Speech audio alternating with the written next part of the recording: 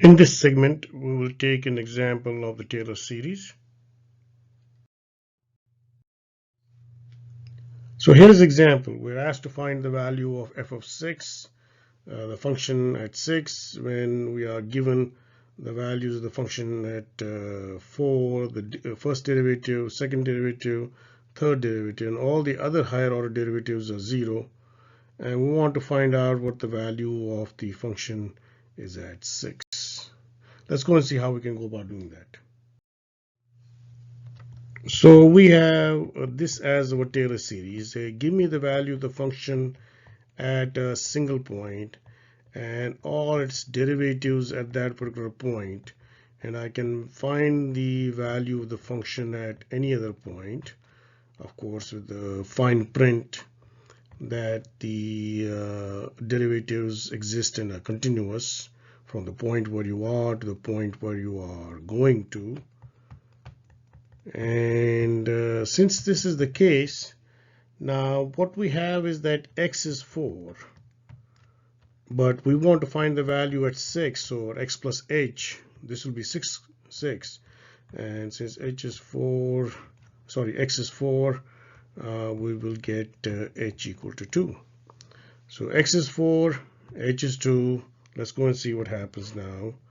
We have the value of the function at 4 plus 2 is the value of the function at 4 plus the derivative of the function at 4 plus the second derivative of the function at 4 divided by 2 factorial times 2 squared plus the third derivative of the function at 4 divided by 3 factorial times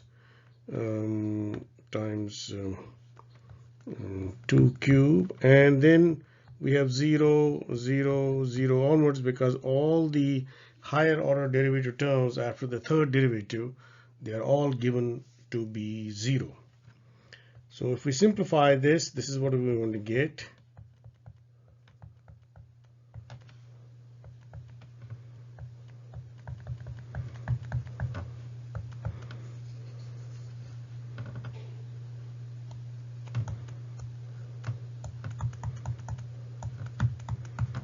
So we have that is just by, this is 2 here, that's 2 here, this 2 squared by 2 factorial, that's 2, this is 8, and that's 6, so that's what is all here. So now what we're going to do is we're going to substitute the values which are given to us, which have given us the value of the function at 4 is given as 125, the value of the first derivative of the function is given as 74, the value of the second derivative is given as 30, and then the value of the third derivative is given as 6. So if we do the calculations, we will get 341 as the value of the function at 6.